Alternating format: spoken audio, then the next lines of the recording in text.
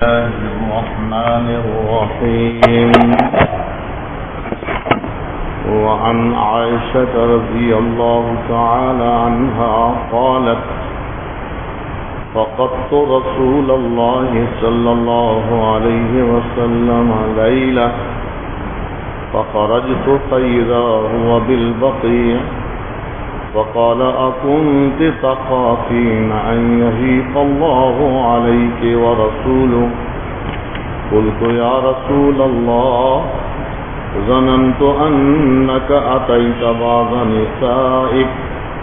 فقال: إن الله تبارك وتعالى ينزل ليلة النصف من شعبان إلى السماء الدنيا فيغفر لأكثر من عدد شعر غنم كلب. رواه الترمذي أو كما قال النبي صلى الله عليه وسلم.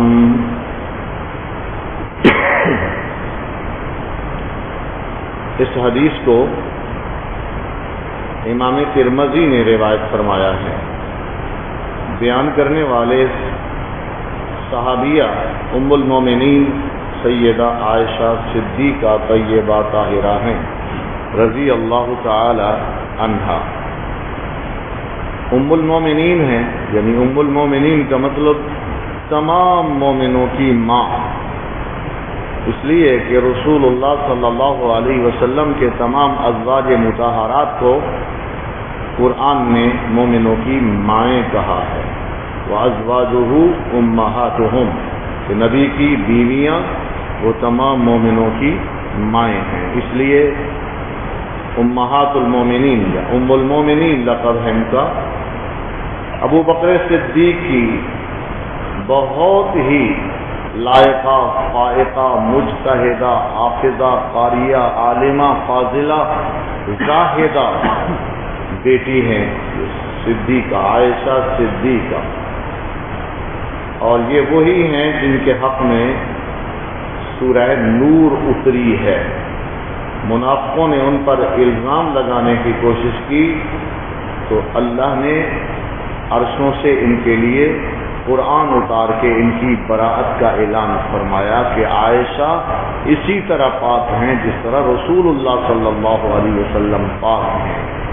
مدینہ منورہ ہی میں آپ کی وفات ہوئی ہے اور جنت البقیع میں آپ مدفون ہیں. حدیث کو بیان کرنا چاہتا ہوں. یہ حدیث ام المومنین اس طرح بیان کرتی ہے کہ ایک رات میں نے رسول اللہ صلی اللہ علیہ وسلم کو بستر پر نہ پایا. فقط تو رسول اللہ صلی اللہ علیہ وسلم لیلۃ، آپ مفقود ہو گئے، یعنی میں نے بستر کو دیکھا تو رسول اللہ وہاں نہیں ہے رات کو. فخرجت، میں پیچھے چل پڑی دیکھنے کے لیے کہ آپ کہاں گئے ہیں. فَإِذَا هُوَ بِالْبَقِيعِ، میں سیدھی جنت البقیع میں چلی گئی. اور جنت البقیع یہ قبرستان ہے، مدینے کا قبرستان. بقیع الغرقد بھی اس کو کہتے ہیں، جنت البقیع بھی کہتے ہیں. آپ صلی اللہ علیہ وسلم وہاں موجود تھے. صحابہ کرام کا رسول اللہ کو تلاش کرنے کا طریقہ یہ تھا کہ ایک خاص رسول اللہ کے وجود اطہر سے خوشبو تھی. جدھر آپ جاتے کسی گلی میں کسی جگہ تو وہ خوشبو وہاں موجود رہتی، پتہ لگ جاتا تھا آپ اس طرف گئے ہیں. وہ خوشبو سونگ کے صحابہ کرام آپ کو تلاش کر لیا کرتے تھے. آپ کے وجود اطہر میں، آپ کے پسینہ مبارک میں ایک خاص قسم کی خوشبو اللہ نے رکھ دی تھی. اس طرح عائشہ صدیقہ فرماتی ہیں میں رات کو قبرستان میں گئی تو وہاں آپ موجود تھے. آپ نے مجھے دیکھتے ہی فرمایا: اکنت تخافین ان یحیف اللہ علیک ورسولہ، کیا تجھے یہ ڈر لگا ہے عائشہ کہ اللہ اور اس کا رسول تجھ پر ظلم زیادتی کرے گا؟ یعنی تیرے گھر رہنے کی آج باری تھی اور پھر تیرے گھر سے چھپ کے میں کسی اور بیوی کے گھر چلا جاؤں، یہ ظلم زیادتی ہے. تو کیا تیرا یہ خیال تھا؟ اس لیے تو ڈھونڈتی ڈھونڈتی پیچھے آ گئی ہے. حضرت عائشہ صدیقہ فرماتی ہیں قل تو میں نے عرض کی یا رسول اللہ ظننت انک اتیت بعض نسائک، میرا خیال یہ ہوا ہے کہ آپ کسی اور بیوی کے گھر چلی گئی ہیں، اس لیے میں بھی پیچھے پیچھے چلی، پر خوشبو تو ادھر آ گئی تھی نا قبرستان میں، تو میں آپ کے پیچھے یہاں پہنچ گئی۔ نبی پاک صلی اللہ علیہ وسلم نے عائشہ کو فرمایا ان اللہ تبارک و تعالی ينزل لیلۃ النصف من شعبان الى سماء الدنیا، اللہ تعالی نصف شعبان جو آج کی رات ہے اس کو نصف شعبان کہتے ہیں، 15ویں رات، 14ویں شعبان اور 15ویں رات، میں اس رات کو اللہ آسمان دنیا پر اس کی رحمت تشریف لاتی ہے، اور پھر فیغفر لاکثر من عدد شعر غنم قلب، بنو قلب کی بھیڑ بکریوں کے بالوں سے بھی زیادہ اللہ بخشش فرماتے ہیں مخلوق کی۔ یہ حدیث ہے۔ اب اس حدیث کو معنی ترجمہ تو آپ نے سن لیا ہوا ہے، امام ترمذی نے اس کو نقل کیا ہے۔ شب برات منانے والے احباب اس حدیث کو آرٹیکل لکھتے ہیں اور اس میں پیش کرتے ہیں اور وغیرہ وغیرہ بیان کرتے ہیں، لیکن آگے نہیں پڑھتے۔ اب یہ پیش کرنے والے امام ترمذی ہیں، اور امام ترمذی خود فرماتے ہیں قال ابو عیسیٰ، ابو عیسیٰ امام ترمذی کی کنیت ہے، ابو عیسیٰ یعنی امام ترمذی فرما رہے ہیں حدیث عائشہ لا نعرفہ الا من هذا الوجه، ہم اس حدیث کو بالکل نہیں پہچانتے، بس صرف یہی سند اس کی آئی ہے، اسی طریقے سے اسی وجہ سے ہم اس کو جانتے ہیں، باقی کوئی نہیں۔ پھر کہتے ہیں سمیت محمدن، میں نے محمد سے سنا، یہ محمد کون ہے؟ امام ترمذی کے استاد ہیں محمد ابن اسماعیل بخاری، یعنی جس کو بخاری شریف کہتے ہیں نا لکھنے والے امام بخاری، ان کا نام ہے محمد، باپ کا نام ہے اسماعیل، محمد ابن اسماعیل یعنی میرے استاد امام بخاری، وہ فرماتے ہیں یضاعف ھذا الحدیث، یہ حدیث صحیح نہیں ہے، ضعیف ترین حدیث ہے یہ۔ اور پھر آگے یہ لکھا ہوا ہے، اب بیان کرتے ہیں لیکن آگے پڑھ کے نہیں سناتے، کسی کو سمجھاتے نہیں ہیں، یا جاہل ہیں پتہ ہی کوئی نہیں کتاب کا، اور یا پتہ ہے اور خدا کی مخلوق کو خواہ مخواہ گمراہ کرنے کے لیے آگے بھی تو بتلاؤ۔ آگے کہتے ہیں امام ترمذی فرماتے ہیں قال یحییٰ ابن ابی کثیر لم یسمع من عروہ، کہ اس میں اس حدیث میں جو دادا استاد ہیں امام ترمذی کے، ان کا نام ہے یحییٰ ابن ابی کثیر، یہ یحییٰ ابن ابی کثیر لم یسمع من عروہ، انہوں نے عروہ سے کوئی بات ہی نہیں سنی ہے اور ان کے متھے لگائی ہوئی ہے خامخواہ کی، یعنی گویا یہ عروہ ابن زبیر سے ملے ہی نہیں ہیں، ان کو دیکھا بھی نہیں ہے اور ان کے متھے لگا دی ہے، جس طرح کوئی آدمی مجھے جانتا بھی نہیں ہے اور کہہ دے گی قاری صاحب سے میں نے یہ بات سنی ہے، تو وہ جھوٹ ہے، میں یہ انقطاع ہے۔ اور دوسرا فرمایا قال محمد، اور امام بخاری فرماتے ہیں والحجاج، اور حجاج بھی، حجاج ابن ارطاط لم یسمع من یحییٰ ابن ابی کثیر، حجاج ابن ارطاط نے بھی یحییٰ ابن کثیر اپنے استاد جس کا نام لیتا ہے اس سے سنا ہی نہیں ہے، گویا دو جگہ سے یہ حدیث منقطع ہے، اور اس کا راوی حجاج ابن ارطاط انتہائی ضعیف ہے، اس کی وجہ سے یہ حدیث ضعیف بھی ہوئی۔ اب یہ ہے اس حدیث کا پوسٹ مارٹم، اور اس پر مدار رکھ کے کیا کچھ یہ لوگ کر رہے ہیں۔ میں نے حدیث بھی آپ کے سامنے پڑھ دی، یہ میرے سامنے ترمذی شریف ہے، بعد میں سنتا ہوں ترمذی شریف کی یہ حدیث۔ اب اس حدیث کا حال آپ نے سن لیا ہوا ہے، امام ترمذی کا استاد ہے، توجہ سے سنیں گے، احمد ابن منی، یہ امام ترمذی کا استاد ہے، اور پھر دادا استاد ہے یزید ابن ہارون، اور یزید ابن ہارون کا استاد ہے حجاج ابن ارطاط، اور حجاج ابن ارطاط کا استاد ہے یحییٰ ابن ابی کثیر، اور یحییٰ ابن ابی کثیر اپنا استاد کہتا ہے عروہ ابن زبیر، اور عروہ وہ حضرت عائشہ کے شاگرد ہیں۔ یہ ہے اس حدیث کو بیان کرنے والے اس کے راوی۔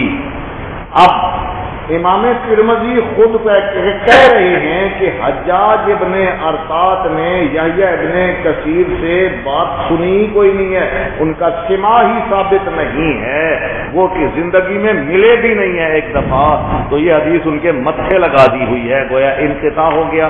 ایسی حدیث کو منقطع کہتے ہیں، ایسی حدیث کو مقطوع کہتے ہیں جس میں ایک واسطہ ہی چھوٹ گیا ہو۔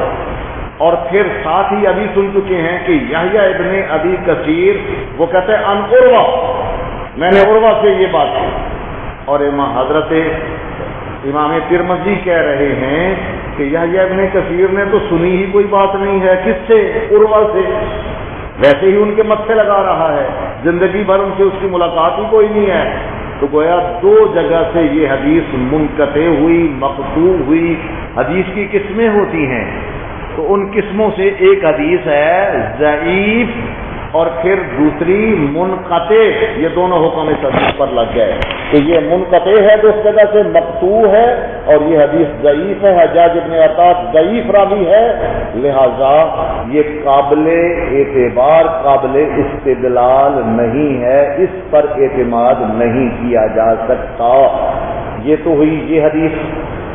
اس کے علاوہ بہت ساری حدیثیں پیش کی جاتی ہیں، ابن ماجہ کی حدیث حضرت علی کی، بعض لوگوں نے کتابیں لکھ دی ہوئی ہیں ضعیف حدیثوں کو اکٹھا کرنے کے لیے اس کی فضیلت میں، لیکن حضرت بنوری رحمۃ اللہ علیہ معارف السنن ترمذی کی شرح لکھی ہے انہوں نے، وہ کہتے ہیں، بہت بڑا محدث حضرت سید بنوری محمد یوسف بنوری، جنہوں نے عربی میں بڑی کتابیں اور خاص کر ترمذی کی شرح ان کی بڑی زبردست کتاب ہے، ان کے لفظ یہ ہیں عربی میں ساری تفسیریں بھی لکھی ہیں، حدیث کی تشریحیں بھی لکھی ہیں، کہتے ہیں لم اقف، میں بالکل واقف نہیں ہوں، علی حدیث مسند مرفوع صحیح فی فضلہا، جس کو شب برات کہتے ہیں، اس شب برات کی فضیلت میں ایک بھی حدیث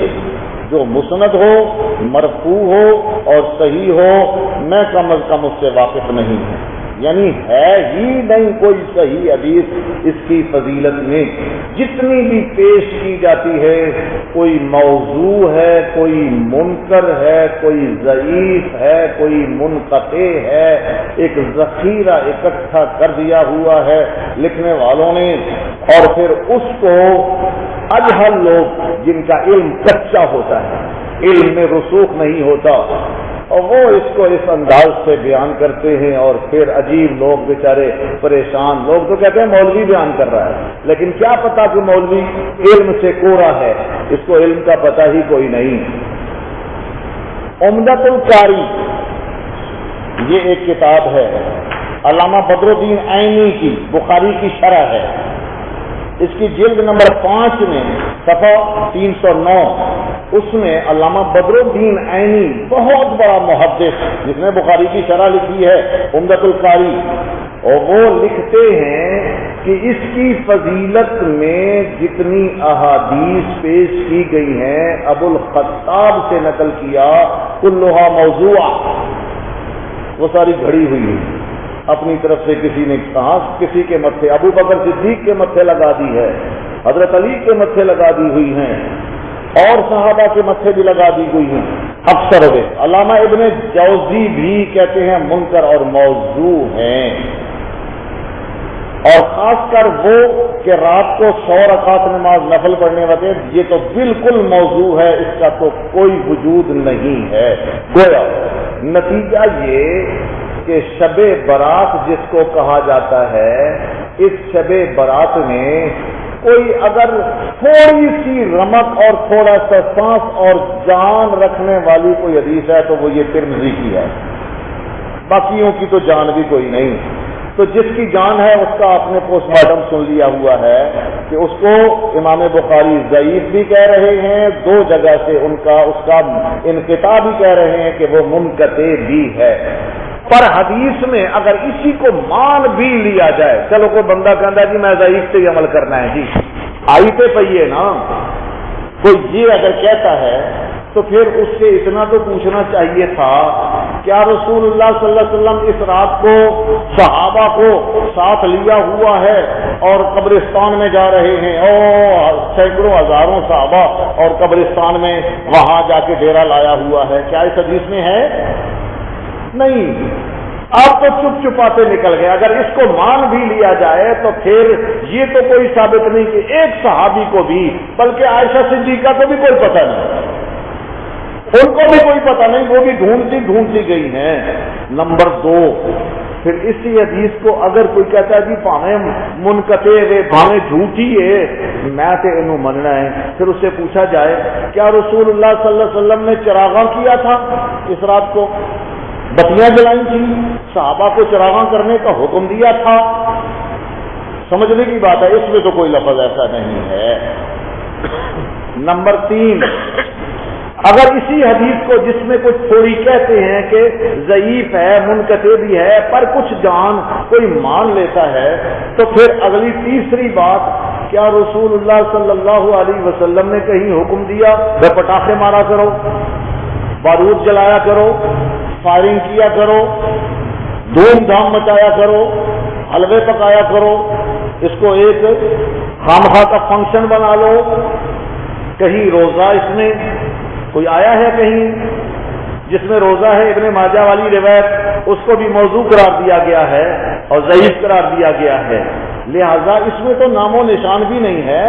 یہ اتنی بدعات اس میں پیدا کر دی گئی ہیں جو بے شمار ہو گئی ہیں، رسول اللہ سے جو ثابت نہیں ہیں۔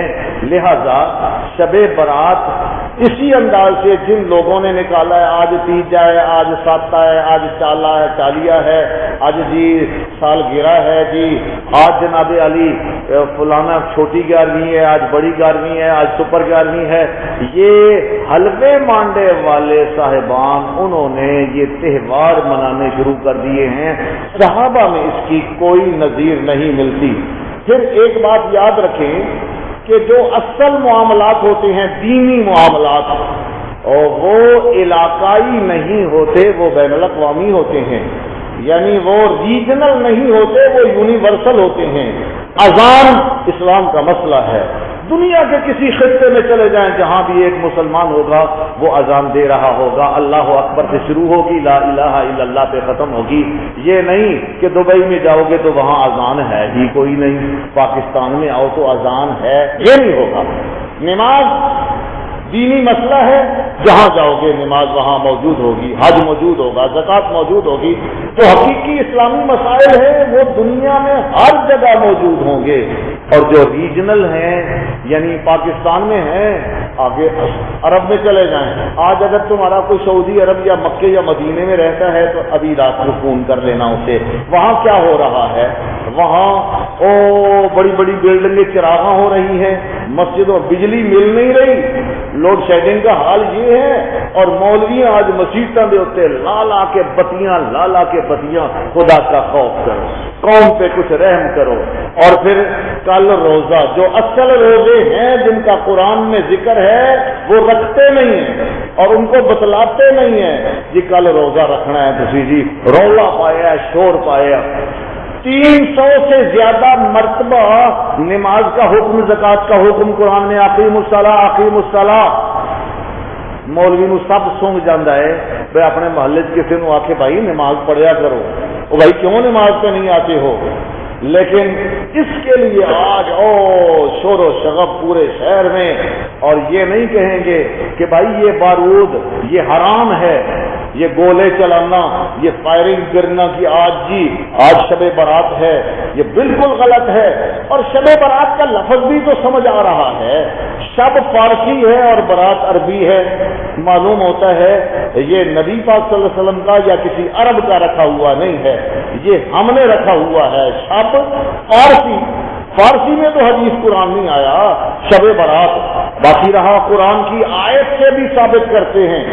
سورہ دخان کی 25ویں پارے کی پہلی آیت لفظ یہ ہیں انا انزلناہ فی لیلۃ مبارکۃ فیہا یفرق من کل امر.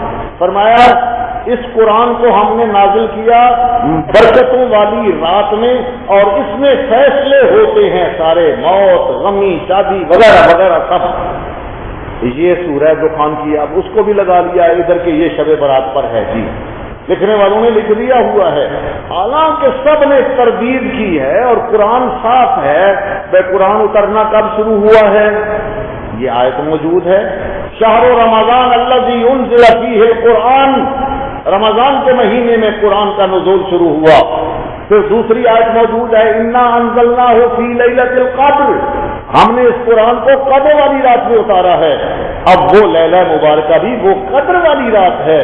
تمام مفسرین اس پہ جمہور کہہ رہے ہیں، لیکن اس قرآن کی آیت کو بھی غلط طریقے سے ادھر لیلہ مبارکہ کے نام پر انہوں نے کہا جی شب برات ہے. نہیں بھائی نہیں، جنہوں نے بھی کہا غلط کہا ہے.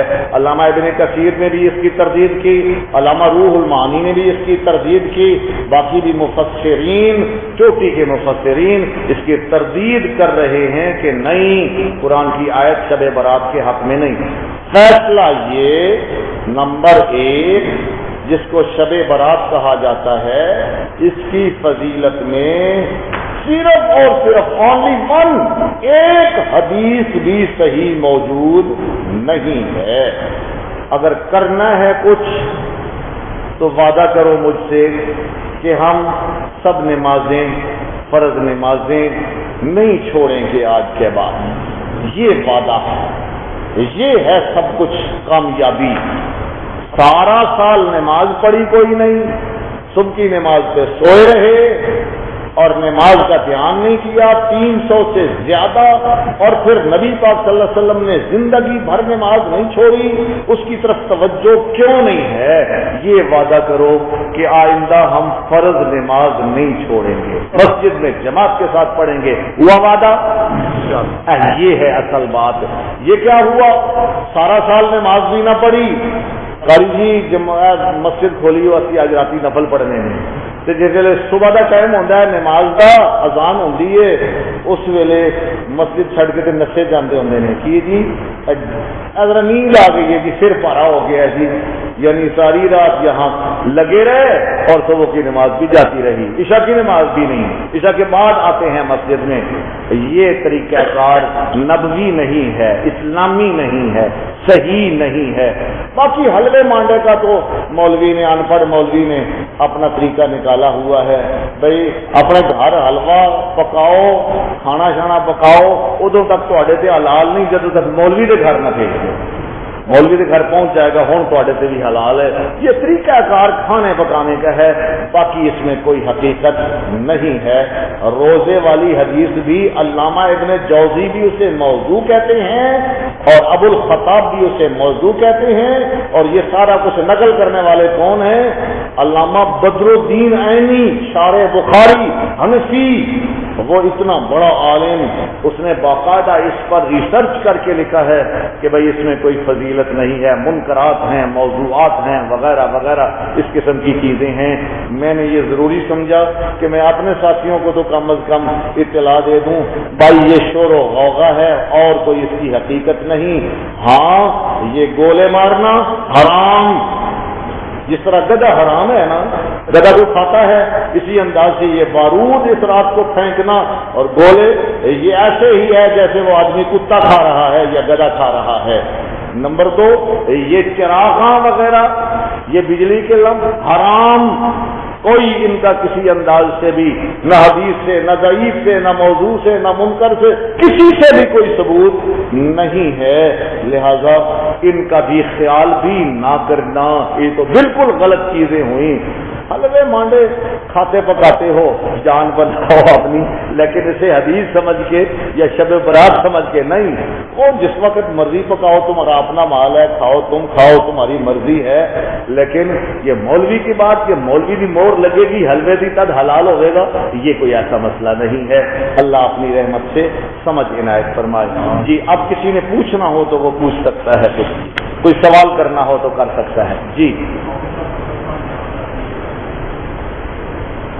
ایک مسئلہ اور کہ جی قبرستان میں جانا، قبرستان میں جانے کا مسئلہ یہ ہے کہ رسول اللہ صلی اللہ علیہ وسلم ابتدائی اسلام میں منع کرتے تھے. آپ نے منع کر دیا تھا، اس کے بعد آپ نے اجازت دے دی، اور اجازت میں آپ نے فرمایا کہ اجازت میں نے اس لیے دی ہے فإنها تذکر الموت، یہ قبرستان میں جانا آدمی کو موت یاد کراتا ہے. موت یاد ہو جائے تو بندہ بن جاتا ہے. یہاں بڑے بڑے سکندر، بڑے بڑے چودھری، بڑے بڑے خان، بڑے بڑے نواب، زمین کھا گئی، آسمان کیسے کیسے، مٹے نامیوں کے نشان کیسے کیسے، یہ یاد آتا ہے. اس لیے سارا سال جانا جائز، لیکن اس رات یا اس کی نسبت سے قبرستان جانا کوئی شرعی مسئلہ نہیں ہے. کیونکہ اگر کوئی شرعی مسئلہ ہوتا تو رسول اللہ صلی اللہ علیہ وسلم جو گئے تھے اللہ نے کہا ہوگا. ویسے حدیث بھی صحیح نہیں ہے. اس کے بعد صحابہ نے اس کو معمول نہیں بنایا. اور باقی رہا عورتوں کا تو قبرستان میں جانا بالکل منع ہے، جانے کی کوئی گنجائش نہیں ہے عورتوں کو. اعلیٰ حضرت احمد رضا خان فتاوی رضویہ میں اپنے ایک فتاوی میں لکھتے ہیں، کسی نے پوچھا جی عورت قبرستان میں جا سکتی ہے کہ نہیں، ہمارے بریلوی بھائیوں کے بڑے وہی ہے. تو انہوں نے کہا یہ پوچھتے ہو جائز ہے کہ ناجائز ہے جانا، یہ پوچھو لعنت کتنی برستی ہے. جب گھر سے نکلتی ہے قبرستان جانے کے لیے تو لعنت برسنا شروع ہوتی ہے، جب تک گھر واپس نہیں آتی لعنت ہی لعنت اس پر برستی رہتی ہے. انہوں نے یہ فتویٰ دیا. میں ایسے فتوے تو نہیں دیتا، لیکن یہی کہتا ہوں بھائی منع ہے، عورت پرہیز کرے، قبرستان میں نہ جائے. اور کوئی سوال؟ الحمدللہ رب العالمین والعاقبۃ للمتقین والصلاة والسلام علی سید المرسلین وخاتم النبیین وعلی آلہ وصحبہ وذریتہ وآل بیتہ اجمعین. اللهم إنا نسألك العافية والمعافاة في الدنيا والآخرة. اللهم إنك عفو كريم تحب العفو فاعف عنا. اللهم وفق لنا لما تحب وترضى. اللهم أعنا على ذكرك وشكرك وحسن عبادتك. وصلى الله تعالى على خير خلقه سيدنا ومولانا محمد وآله وصحبه أجمعين برحمتك يا الله.